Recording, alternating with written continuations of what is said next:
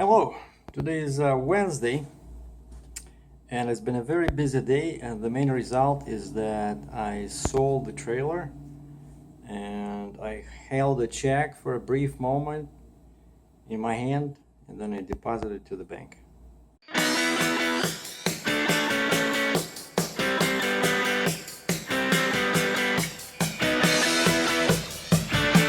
So got up in the morning. I'm not trucking, right, because I had to take care of this old trailer, new trailer. So went to Starbucks, and recently I've been just calling again out of curiosity on other trailer manufacturers, right? And one of my viewers sent me an email saying that why don't I try talking to Rogers Trailers? And actually, I really like the history of that brand. Allegedly, they were the first to come up with a gooseneck design where you can separate the front of the trailer for easier loading, right? And they were around since like 1902, I think, or 1905.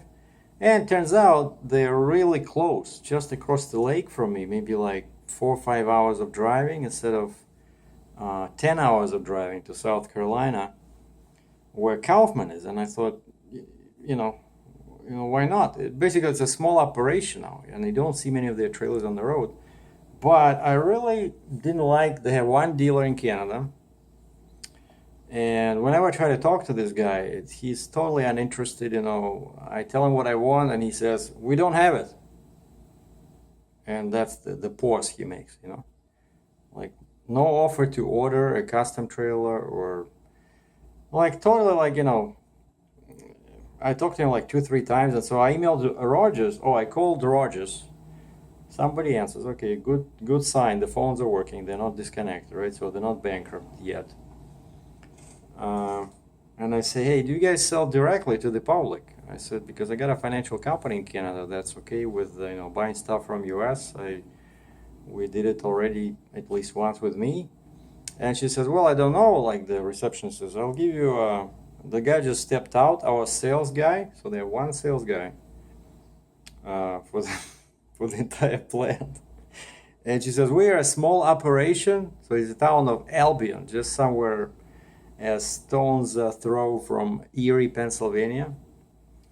And I said, she says, I can, give you his phone number. I can transfer, you can leave a voicemail. And voicemails, people nowadays don't pay attention to them. So I said, can you give me the email address? So she gives me the email address, and I email the guy and I explain the situation, saying that I want to just get a quote and here's what I want, but I was wondering if it's possible to go directly because I really don't want to work with your Canadian dealer. And that's it. And then next thing I know, 3 hours later, I see an email in my box from the Canadian dealer. So this Rogers guy, he listened to me. I mean, he read the email where I say that I don't want to work with this guy. And all he does is just he forwards the email to this guy. And then this guy basically writes like, I tried to be helpful. I give you the rough price, but... And I said, well, that just, means that my next trailer will not be a Rogers trailer, which is too bad because I like the history behind the name. Next, after this unsuccessful attempt at buying something from Rogers Trailers, I talked to the Mac, because recently I've been noticing that the trucks started making some creaking noises in the front. But of course, with the conventional pusher axle, what happens is that when you have a heavy load, you have to lift it going around the corner. Otherwise, just the front axle starts sliding. It's very hard on the truck, and so of course, like for that, I don't know, 30 seconds, 20 seconds, there can be too much weight on the front, but the front axle is still 14,600. That's not your typical lightweight axle. But just recently I noticed that it started kind of like creaking a little bit, even if usually when I go through a parking lot, like I'm steering. And I just thought, I would ask if it's possible to get 16,000 pound axle, just, maybe they can just do an upgrade. And of course it's a big deal. The Volvo has 16,000 pound axle. Like recently, I've been noticing, because Mac is kind of like a stepson or stepdaughter to Volvo, who owns them, right? Like they always get all this stuff kind of like backwards. So Volvo has, which I don't like. My next truck will never be a Volvo, just to, so that we're clear on that subject. So Volvo has a 16,000 pound axle, and they're trying to bring it to Mac. And I talked to the manager, like sales manager, like the main sales guy at my Mac dealer. And he says, oh boy, like we're only getting it maybe in 3 months. He says, I just did one like spec where we put that, so it's not even available yet. And then he says, you're probably looking at like $10,000. And so he gave me he says, what do you want to achieve? I said, well, I don't care about the rating. Like I'm quite happy with my front axle can carry, 14.6, that's more than enough for me. Even with heavy loads. I said, I just want to make the axle a bit more robust. And he says, well, maybe you just need to add another leaf. And so he gave me a phone number of this guy. He says, we use them all the time. It's a spring shop. And so I called the guy and talked to him, and he says, bring the truck, I'll look at it and tell you what we can do. He says, I want to see what's under the hood. And also, while I was at the Mac, I asked them about the MP10, that the only 600 horsepower engine they have, because a friend of mine he likes the square hood Mac, like the same Pinnacle as I have, only there's another version with a kind of like more classic design. And he was under the impression that you can put a bigger engine, you can put the MP10 in there. And so I asked the salesman, and he says no. He says the engine compartment needs, I think he said like 9 inches extra. And he said Mac is never going to do it, because the demand for big engines is not that big, and that's like a $20 million investment to make the engine compartment 9 inches longer. Now, what's wrong with this picture? And he says, why doesn't your friend buy a Volvo? Because again, just like with the axle, Volvo, you can use the same truck. You can put, D11, D13, D15, D16. Turns out that Volvo has more space under the hood, And yeah, they have all kinds of axles, right? Like 16. I think some of their, even you can get like a 20, which I don't need. But it's interesting that Volvo has more options than Mac. And basically, yeah, the only way to get a 600 engine in a Mac family is to go with the Titan. And the guy says, now, like when I was buying my truck, Titan was $20,000 more Canadian, which is like, I don't know, 16, 17 US. Now he says, because first of all, the prices went up and now Canadian dollar is cheaper. He says now Titan is $30,000 more. For pretty much the same configuration, and it does not have a sleeper, like, which is totally brilliant again on the part of Mac. Like, why give people a sleeper, right? Like, you're paying $30,000, just let the guy work all day and go to a hotel for the night. So brilliant. And once again, he says, you can get 600 horsepower engine in a Volvo, and you can spec any kind of sleeper. Like, he was pushing me like towards my interest towards a Volvo. I said, you know what? I said, I'm Russian. I know that all Russians and all Ukrainians and all Polish people, they drive Volvos. So I said, I'm not joining that army. And I also asked the guy, out of curiosity, what's the value of my truck right now? He said, because my price was 144,000 Canadian plus tax in 2014. He says, now a truck like yours, 46,000 drives, pusher axle, 14.6 steers, basically heavy duty truck, 18-speed tranny, and 1860 torque engine, 13 liter. He says, your truck now would cost about $200,000. And I said, okay. Like I said, one guy offered to buy my truck. What do you think I can get for my truck with 100,000 miles on the odometer? He says, probably 110, 120. I said, thank you very much. I'll keep my truck. Anyway, my next call, I'm telling you, like, it was a very busy day. Next, my tires are getting like worse and worse, the front tires. because I lost the moment where I had to fix, I think it was because of the shocks. I changed the shocks a little bit too late, but somehow they were gone like in 1 year. If you remember last winter, I paid like 2,000 bucks Canadian to replace all the shocks. And I replaced them. Part of the reason was because the tires started going, even though I knew my alignment was good. The truck wasn't pulling anywhere. And but now they're still drivable, but they, you know, I don't like all these, you know, little hills and valleys on them. And I found, I did my research, and basically when you change tires on the front, in case somebody does not know, it's best to keep the loaded radius the same. You know, when you go to a different brand, of course my tires are 12R 22.5, so they're wider than regular tires because my axle is heavier. And so I was looking for a 12R 22.5, and my static loaded radius is 19.8 inches. And I need 7,390 pounds at 120 psi, good up to 75 miles per hour. That's my Bridgestone R250. That's what I have now. And I found that there's a Michelin XZE, or XZE as we say in Canada, 12R 22.5, the same load, 7,390 pounds per at 120 psi per tire, and the radius is exactly the same, 19.8, which means that there shouldn't be any issues with alignment. But of course, there's still new tires. I'll have to redo the alignment. But so I call this Cal tire I use all the time in Cambridge, and gave him this model name, and the guy says, "Oh, geez, they're back-ordered everywhere." All right, so now I'm not sure, but I'm gonna go there. You know, my tires are still okay. I think they're still gonna last, 2-3 months, right? So that's my thing I have to do tomorrow. Just go and show them this piece of paper, because I wasn't sure when I was looking at the phone. I wasn't sure if it was XZE or XZY.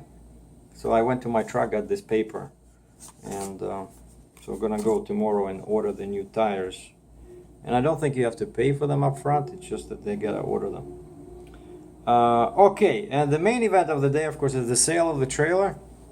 The buyer was coming with a load from US, and I called my financial company. They said, yeah, they received the deposit from the buyer, because that was one of the conditions for me to get my check, like my settlement check from this. And they were waiting for the signed documents. Financial company needed like the original documents that the buyer signed, not just he sent them a copy by email, but they needed the originals. But he couldn't find a courier. I think he was somewhere near Chicago over there, and he was coming this way anyway. So he called me and he said, yeah, I'm gonna drop them off today at the financial company in Kitchener, Ontario. And so I emailed them. I said, you should be receiving the document shortly. And they said, yeah, once we receive them, we just need to sign your check. And so she called me finally around or emailed me around 3 o'clock today, saying that SERGEI, you can come over, we have your check. I said, I'll be right there. So I just saw a pop-up message saying my battery is getting low. Well, and so I drove over there, and then I text the buyer saying that, yeah, we're good to go. The mission is a go. So we're meeting tomorrow. I already dropped the trailer. So we're meeting tomorrow, and he comes with his truck. He already has the plate, and he already has insurance in place. So basically, I deposited the check to my bank to my bank account. Of course, they put it on hold for a week, but it's done. And what else was there? Oh yeah, and I talked to I called my company where I'm leased as owner operator, and I told them that, yeah, I'm gonna things are going well with the trailer. So I asked them, do I need to keep my chains and binders? And actually, good thing that I didn't sell them, because I was told that, yeah, the step deck trailers come with the chains and binders when you get their trailer, but if they give me a heavy trailer like a lowboy double drop, there's no chains or binders on it. I'll have to, so that's why I gotta probably have to leave them in my yard and then drive to their yard, which is like 2 hours away, pick up a trailer, bring it here, and then move the chains because they're too heavy to put in the truck and dirty. I don't want to put them in the truck. And also asked the manager about the final question. I said, final question about the spec of my new trailer. Can you get extra weight if you use a fourth flip axle in Ontario, Canada? I said, just locally. I know in the States they don't work most of the time. People don't like them, like when you get permits. And he said, yeah, you definitely can get extra weight here. The problem is that, we do loads between Canada and the States all the time. And if you get that axle, you have to carry it with you because you never know when you need it or don't need it. And that's extra, like over 2,000 pounds. I said, okay, forget it. I'm not taking that. And then the last, and then I still had some time before I picked up the check. So actually, because the trailer was already dropped, and this spring shop that I talked to before, they were right in my area, like maybe 5 minutes from my yard where I keep my truck and trailer. And I stopped by there, but the owner was already gone, but his son was there. I opened the hood and he says, oh, you have tapered leaves on the front axle. I don't know why I have them. I said, what's wrong with tapered leaves? Oh, he says, it means that we cannot add another leaf because they're curved or bent, He says, my dad will be here tomorrow. And he took some, I said, take some pictures, show him the pictures. He says, and we're gonna look into this and see, basically you cannot add a leaf, you gotta replace all 3 leaves. He says, we're gonna check if Mac has a different design, like a flat leaf or something. Basically it's getting complicated, and before on the phone I asked him, I said, how much will it cost to add 1 leaf on each side? He says, $700 to $800, which sounds a bit expensive, but okay. And last but not least, I talked to a Kaufman engineer today. I sent them my spec asking for a lighter and lower trailer, and they were talking, with the design team and stuff like that. And so today finally I heard from them, and we discussed some concerns, what's gonna work, what's not gonna work. And so I was thinking of doing like a 50-ton with a drop side rail design. And now I'm just doing the same thing I wanted to do all along. So it's a 55-ton, but slightly longer axle spacing, and the trailer will be 2 inches lower, fully loaded, and the deck will be flat deck, just like I have now. And I'm not gonna have load-bearing fenders, no fourth axle prep, so it's gonna be lighter. No front ramps, they're gonna be built in only 2 inches from the ground in the front. And I'm cutting the amount of outriggers from 15 I have now, which I don't need, to 8 on each side. And what else? I'm getting an extra compartment for timbers and rubbers. Now I have 3, I'll have 4. And I'm adding a pair of D-rings in the front, so I have 4 on the inside beams, and I'm adding a pair in the back.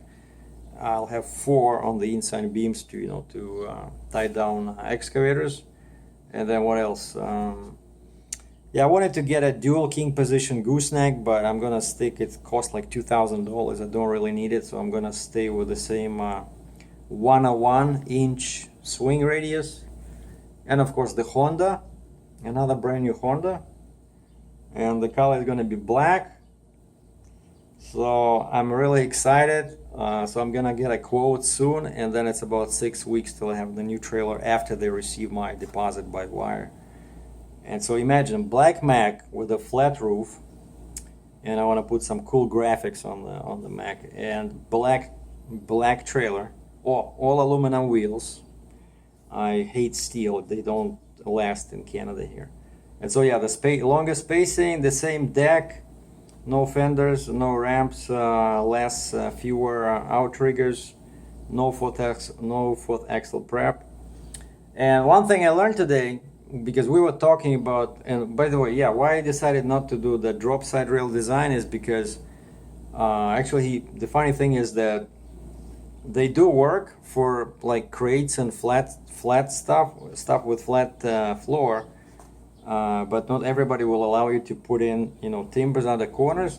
But where you really do run into a problem when you load some small machinery like dozers and or bobcats, you know, like skid steer loaders, because with the drop side rail you will have that, you know, thing in the middle, right? And some machines, their wheels or tracks are closer together than that middle part of the trailer, which is raised. And my focus is always on machinery and equipment, but you know, I'm just a guy with one truck, one trailer. I don't want to be too specialized, you know. And this trailer, the new one, it's exactly the one I showed in the video, Let's Talk Lowboy Trailer. So it has cambered design, and you cannot even see it on their website. On their website they don't have it yet, and so it's gonna be much easier for excavators to go on. Like the angle is much better. It's not gonna be like this, like right now. So it's a big deal. Why not? Oh, that's what I wanted. I knew I missed something. And of course, the big thing for me, which I know many people don't appreciate, but the D-rings. So the D-rings are gonna be at the top of the side wall. So when I put a chain through and flip it up, the chain is not gonna touch the deck. And I'm really happy about that. I no longer will have to use edge protectors. Yeah, and one more thing, we discussed in detail the real difference between a 50-ton and 55-ton trailers, and this will be of interest to other people that are thinking about this, because in reality, even in Ontario, Canada, where they allow us to haul much more weight than in the States, like even legally or even more under an annual permit, you know, or single trip permit, just you can put much more weight per axle. And that's why actually 60-inch spacing, it's more for Canada, because here, yeah, you get like extra 6,000 pounds you can load on the back, you know. It's like, it's not like 2 pounds, it's, you know, 6,000 pounds, it's a big deal. But, so yeah, all I can do is pretty much like 45 tons, you know, like 90,000 pounds with a 4-axle truck and 3-axle trailer. And of course the question pops up, like, why do I even need a 55-ton? I could save a couple of $1,000s, and I can save some weight by going with a 50-ton. And so we started talking with the engineer, and I said, so what's the real difference? Like, can you load, is it okay to load 95,000 pounds on a 50-ton trailer? He says, sure. He says, the main difference between a 55-ton and 50-ton is not in how much you can load, because they all have some cushion built in. He says, you can probably load like 110,000 pounds on a 50-ton trailer, like, and it's not gonna damage it, like, at least during, you know, if you don't do it every day. But the main difference is how many loading cycles, that's what he called it, loading cycles each trailer has. And he said, basically, when you drive, when you have a heavy load and you drive over a rough road, that's what he called, like, basically loading cycle, not just loading, meaning load unload, but, you know, stress on the trailer, how much stress the trailer can take. So he said, especially if you have like a heavy load and you're driving over unpaved road or a road with lots of potholes, you know, like that trailer will move, you know. And so a 55-ton trailer will take much more beating. And so, and he said, how long do you plan on keeping the trailer? I said, well, I just, technology changes, you know, laws change. I said, I'm looking to sell it after 5 years. Once it's paid off, I'm gonna sell it. And of course, I want the trailers to still be in good shape, in good enough so I can sell it, and people, you know, don't start hunting me with elephant rifles, you know, because I sold them junk, right? So after 5 years, I still want the trailer to have some life left in it, so that people can comfortably buy it. And then he said, yeah. So if you're looking for that and you want to be comfortable with the basically durability of the trailer, even though it's going to be a bit heavier, he says, I would recommend going with a 55-ton.